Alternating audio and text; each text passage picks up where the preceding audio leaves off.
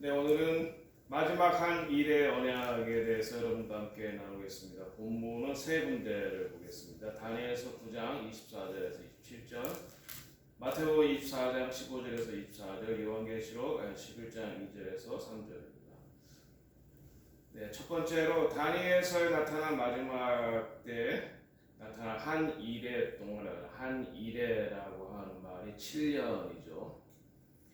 다니엘서 9장 24절에서 27절에 보면은 내 백성 이스라엘과 거룩한 성 예루살렘을 위하여 이른 이회를 기한으로 정하셨나니 허물이 그치며 죄가 끝나며 죄악이 용서되며 영원한 의가 드러나며 환상과 예언이 응하며 또 지극히 거룩한 이가 기름 부음 받으리라. 26절 62일의 후에 메시아가 끊어지고 장차 한 왕의 백성이 와서 그 성과 예루살렘을 말하죠. 성전을 말하죠.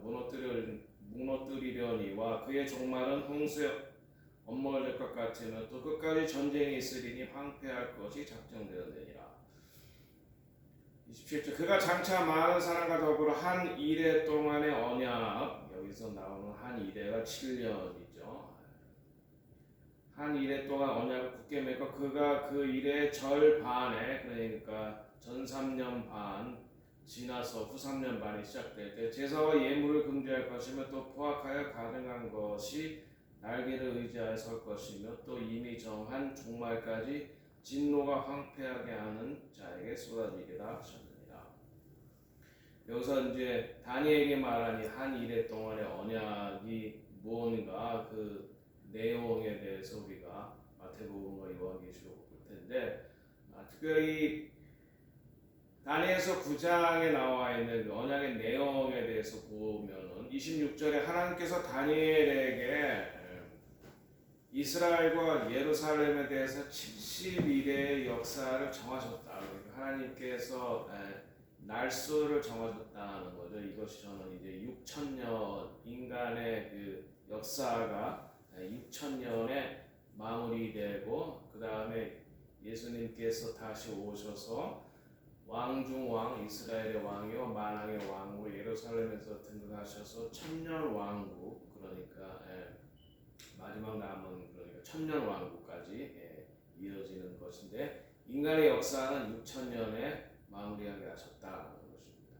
그다음 두 번째 26절 마지막 때 예루살렘에 성전이 들어설 것이다. 그러니까 성전이 지금까지는 두 번 들어섰습니다. 첫 번째 솔로몬이 만든 성전, 그 다음에 두 번째 수르바벨 성전을 헤롯이 증축하는 것, 제2성전이라고 그러죠. 그리고 이제 앞으로 들어설 성전은 제3성전이라고 해서 하는 겁니다.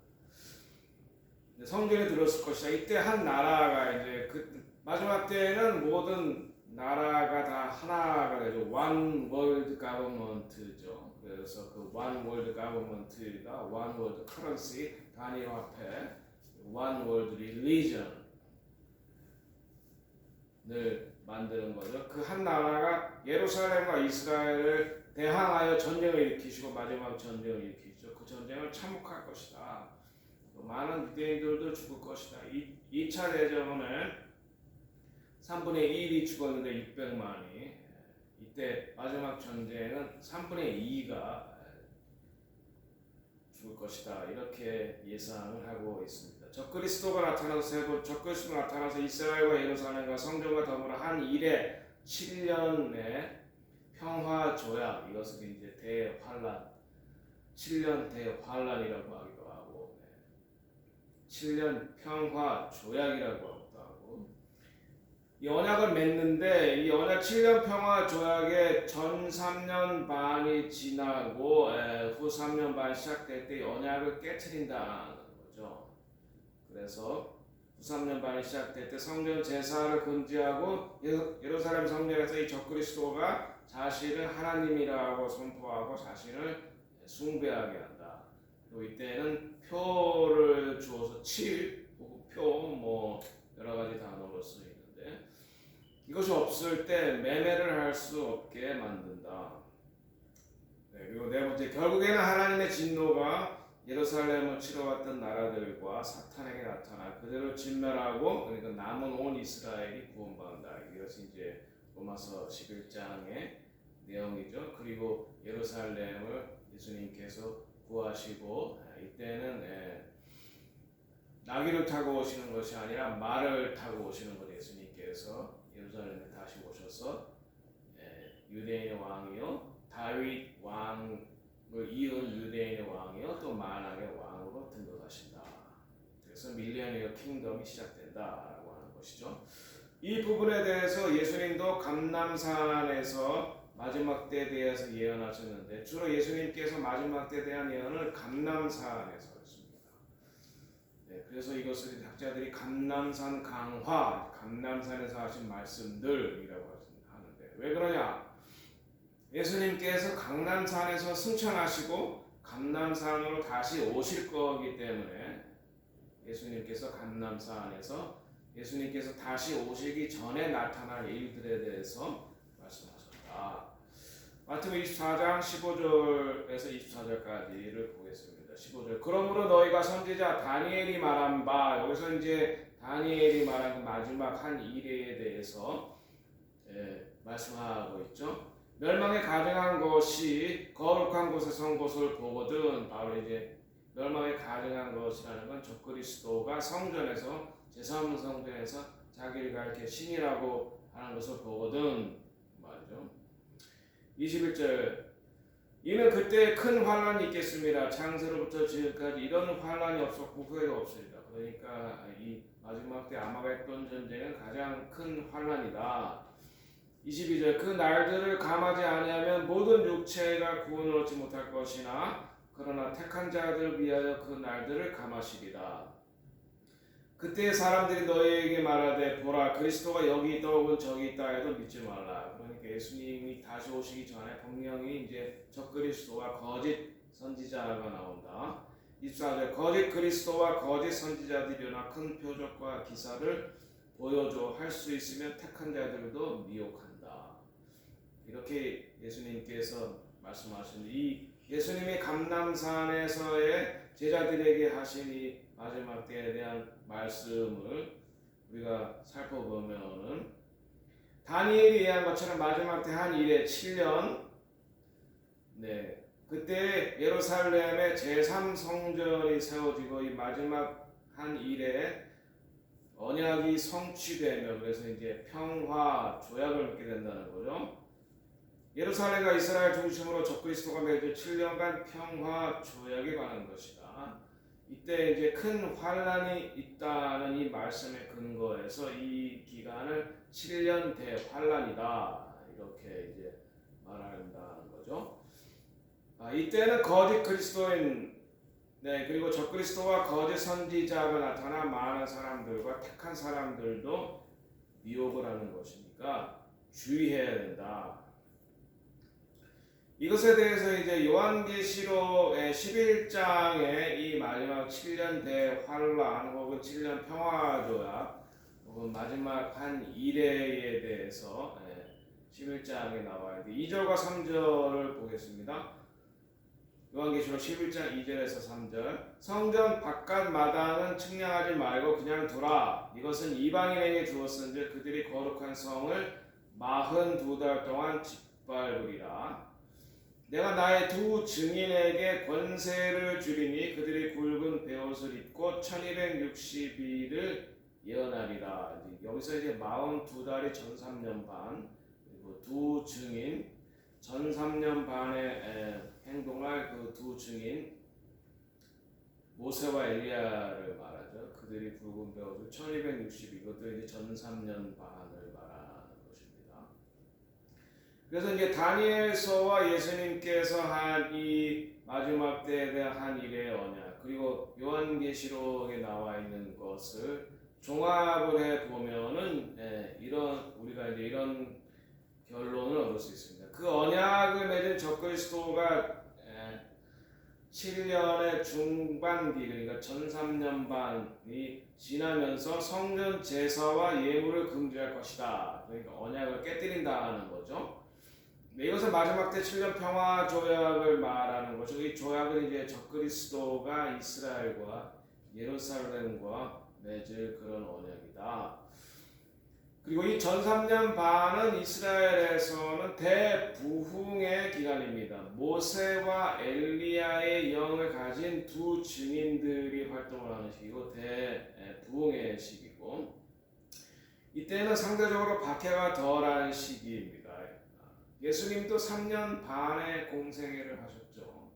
네, 그래서 아마 이것에 맞춰서 아마 이렇게 3년 반 동안 이 두 증인이 활동하는 것 같습니다. 이때는 이스라엘뿐만 아니라 전 세계적으로 두 증인의 영을 가진 사람들을 위해서 대부흥이 일어나는 시기입니다. 그러나 이제 후 3년 반부터는 이제 두 짐승이 활동하는 시기. 후 3년 반부터 적그리스도가 자기를 가리켜 하나님이라고 하고 성전에서 자기를 예배할 것을 강요한다는 거죠. 네, 그리고 매매를 표가 없으면 매매를 못하게 하고 이 표론이 우상 숭배와 결탁하게 되어 있습니다. 네, 사탕의 종인 그 적그리스도는 3년 반 후 3년 반이 시작될 때 성전의 제사를 금지하고 자기를 하나님이라 칭하고 자신에게 예배를 드리도록 강요하는 시기다. 이 후 3년 반 시기는 두 짐승이 활동하는 시기이고, 이 두 짐승은 사탄의 종들이고, 하나는 적그리스도고 다른 하나는 거짓 선지자입니다. 이 두 사람이 이미 저는 이 땅에 나와 있다고 봅니다. 적그리스도는 아직 공식적으로 드러나지는 않았지만 이 거짓 선지자는 지금 공식적으로 드러나서 활동을 하고 있다고 봅니다. 이 현재 여러 선지자들에 의해서 거짓 선지자로 지목된 사람, 현재 로마 교황 프란체스코, 이 사람은 카톨릭 역사상 최초로 예수회 출신의 교황이자 그리고 이태리계 교황입니다. 예수회는 개신교를 방변하기 위해서 만들었다고 해요. 그 예수회 출신의 교황이자 이태리 출신의 교황이자 유럽 밖에서 남미 출신의 교황입니다. 자, 이 사람이 하는 일이 첫 번째는 종교 통합, 그러니까 모든 종교에는 구원이 있다.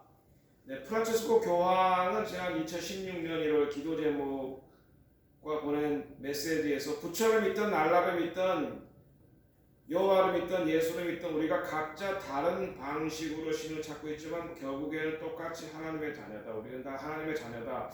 굉장히 그럴듯한 말인 것 같아요. 그러나 예수님은 뭐라고 말씀하셨습니까? 나는 길이요 진리요 생명이다. 여기는 정관사라고 나는 그 길이요.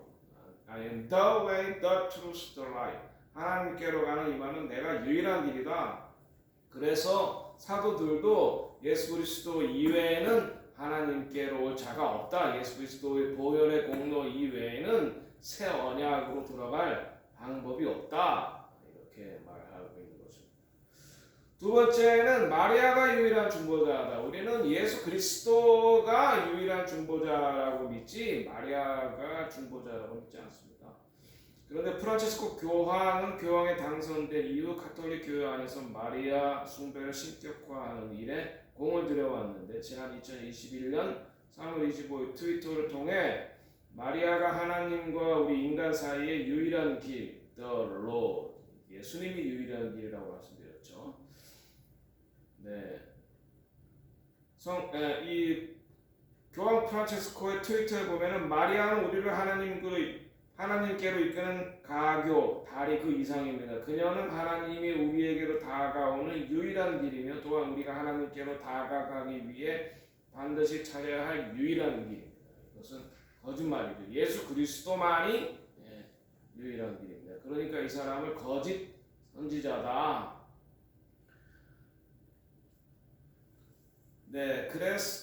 그리고 지금 중동에서 일어나는 일 중에 하나가 이 7년 평화 조약의 지금 밑그림이라 하나요? 예행 연습이라고 할 수도 있는 어떤 일이 벌어지고 있었냐면 지금 중동에는 이스라엘과 아랍 국가들 사이 아브라함 협정, 우리가 다 이 중동 국가 사람들이 다 사실 실질적으로는 아브라함의 후손이죠. 이삭과 이스마엘. 이스라엘은 이삭의 출손. 이삭의 후손이고, 그리고 이제 중동의 여러 나라는 이스마엘의 후손이니까 우리 아브라함 협정을 맺은 이것이 이제 마지막 때 적그리스도와 이스라엘 간의 평화 조약의 예행 연습 혹은 리허설.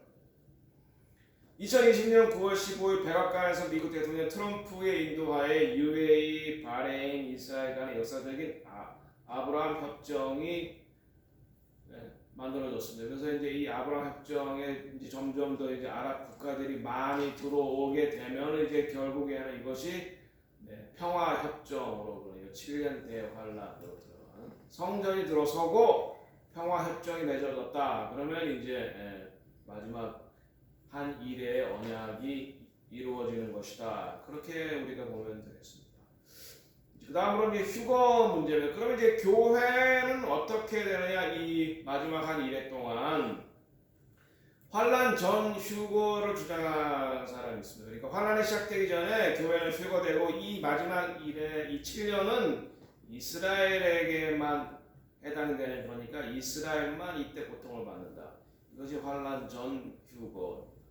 그 다음에 환란 중간에 휴거하는 것은 이제 그러니까 전 3년 반이 지나고 후 3년 반이 시작되면서 적그리스도가 자기를 성전에서 하나님이라고 선포하고 표를 받아야 매매를 할 수 있고, 그리고 우상 숭배를 하고 이제 핍박이 시작되는 그때에 이제 교회는 휴거하고 이스라엘만 고통받는다. 이것도 여전히 이제 이스라엘만 고통받는다. 그리고 교회는 환란을 통과하지 않는다라는 거에 초점을 맞춰져 있는 건데, 저는 아니라고 봅니다. 이스라엘과 교회가 함께 환란을 통과해야 된다라고. 왜? 이미 이방 교회는 이스라엘에 접붙여져서 교회가 된 거기 때문에 이 마지막 때에는 이스라엘과 교회를 따로 띄어서 생각할 수가 없다.